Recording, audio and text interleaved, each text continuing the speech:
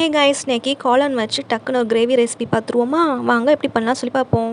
ஒரு கடாயில் கொஞ்சமாக எண்ணெய் ஊற்றி மல்லி, சோம்பு, சீரகம் இது சேர்த்துக்கலாம். 2 பல் பூண்டு, அப்புறம் 2 துண்டு இஞ்சி சேர்த்துக்கலாம்.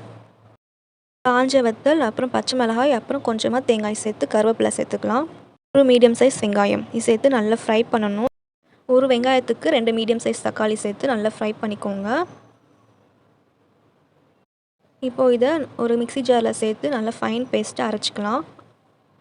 கொஞ்சம் எண்ணெய் சேர்த்து கொஞ்சம் சோம்பு, அப்புறம் ஒரு வெங்காயம், அப்புறம் கொஞ்சம் கருவேப்பிலை சேர்த்து நல்லா ஃப்ரை பண்ணிக்கலாம். நல்லா ப்ரௌன் கலரில் வரணும். ஒரு மீடியம் சைஸ் தக்காளியாக குட்டி குட்டியாக கட் பண்ணி சேர்த்துக்கலாம். நல்லா ஃப்ரை பண்ணணும். நல்லா தக்காளி தொக்கு அந்த மாதிரி வரணும். மஞ்சள் தூள், தனியாத்தூள், மிளகாய்த்தூள், அப்புறம் தேவையான அளவு உப்பு சேர்த்து நல்லா மிக்ஸ் பண்ணிக்கலாம். தண்ணி ரொம்ப சேர்க்கக்கூடாது, கொஞ்சமாக சேர்த்து நல்லா மிக்ஸ் பண்ணிக்கோங்க. இப்போது அரைச்சி வச்ச பேஸ்ட்டு இது கூட சேர்த்து நல்லா மிக்ஸ் பண்ணிக்கலாம். ஒரு கொதி வரணும். கொஞ்சமாக தண்ணி சேர்த்துக்கலாம். தண்ணி சேர்த்து நல்லா ஒரு 10 நிமிஷம் கொதிக்கணும். அப்போ தான் அந்த மசாலா ஸ்மெல்லாம் போகும்.